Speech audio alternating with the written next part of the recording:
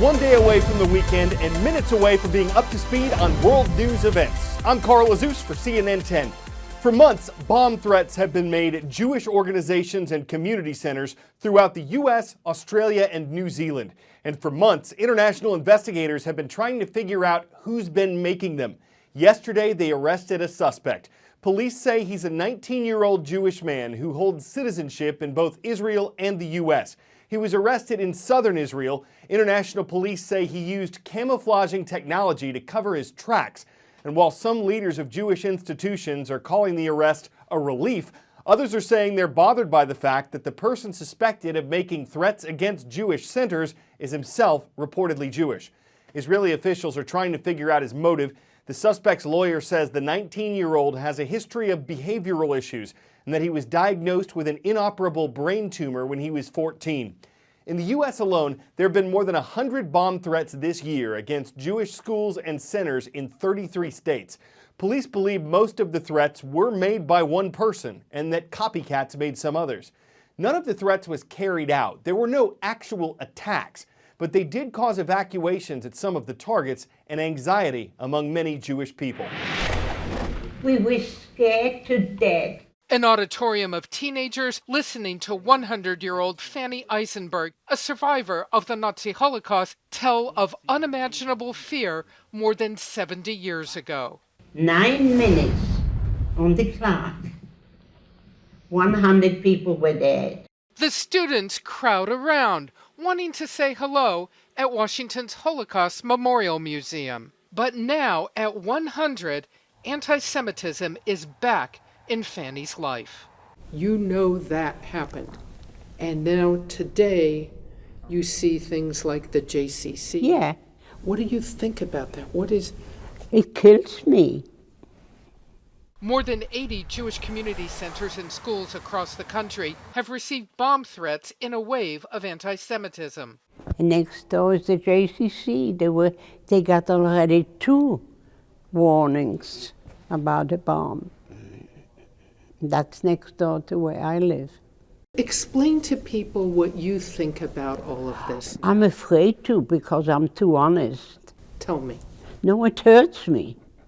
And I say, of all the places in the world. For elderly Holocaust survivors, a struggle once again to understand why. So where do you stop it? If you don't have the authority today, and America is still the biggest power in the world, so why don't we do anything about it?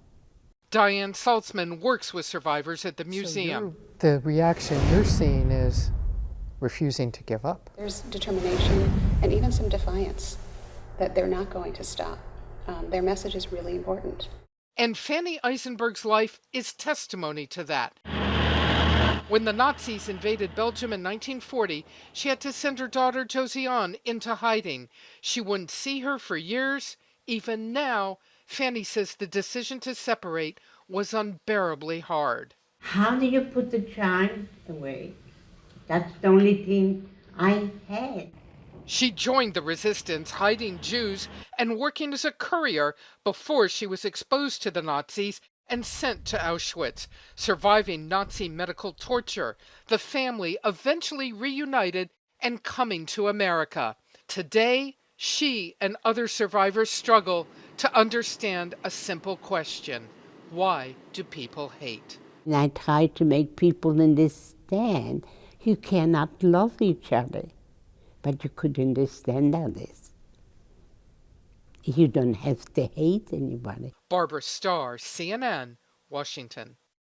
10-second trivia. The RMS Carpathia was most famous for what?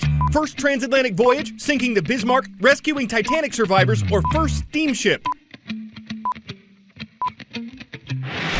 On April 15, 1912, Carpathia sailed into history when she rescued 705 survivors of the Titanic disaster. The wreckage of the Titanic lies more than 2 miles below the surface of the Atlantic Ocean. It's several hundred miles off the coast of Newfoundland. And though it's been well documented in photographs since it was discovered in 1985, a British travel company is now allowing people to visit the site in person. Adventurers would sail to the surface over the wreckage and then get into a submersible to explore the Titanic and its massive debris field for up to 3 hours at a time. The cost? Just over $105,000 per person. And the company says the first voyage is already booked. It also says that the price is what a first-class ticket on the Titanic would have cost in today's dollars, though a different company offered trips like this in 2012 for just over half as much. There are other organizations planning to give Titanic tours, but it's not known for how long. A study from last year claimed that a certain type of bacteria was eating away at the wreckage and that it may only last another 15 or 20 years. A number of health sites can tell you how bad posture can be a real pain in the neck. But it goes beyond that. Shoulder pain, low back pain, rotator cuff issues, all of it's been linked to slouching. And staring down at smartphones hasn't done our posture any favors. The pain and damage that can result from that has been nicknamed text neck. There are products that can help us straighten up, things you can use at work, in class, around the house. The one you're about to see starts at $80, but it's not perfect. It's a small device that promises big gains for your back health. Oh, there we go. Can you describe to me how this whole system works? So Lumo Lift attaches to your shirt magnetically, and when you slouch, it will vibrate to remind you to straighten up. Also, it connects to an app on your smartphone, and on that app, it'll track your posture habits. It helps you to be aware of your posture so that you can self-correct and develop the muscle memory to hold yourself in a good form. While posture devices like this one may be helpful, physical therapist Karina Wu has concerns. You have to remember to charge it, put it on, and actually use it. And then you have to remember to attend to it because of how easily one can ignore sensory stimuli once you get used to it. It's more about making the conscious effort to say, oh, you know what? Let me set up with good upright posture because I know my health will be better in the long run. After having worn this thing, I've realized that I've got a long way to go until good posture like this is my new normal.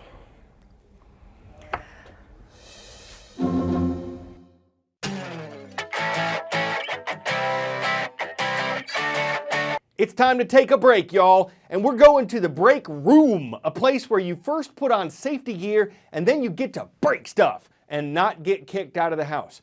There's a price to pay for doing all this damage. It ranges from $30 to $90 depending on how many breakers you've got, what kind of stuff you want to break, and how broke you are. But the idea is that it helps people relieve stress by taking it out on unsuspecting household items. See, we do cover breaking news, and that was one of the better breakups we've seen. People who go there may be entering and breaking, engaging in disorderly conduct, disturbing the pieces, but the only laws being broken were the laws of physics. That pieces together another edition of CNN10 where Fridays are awesome.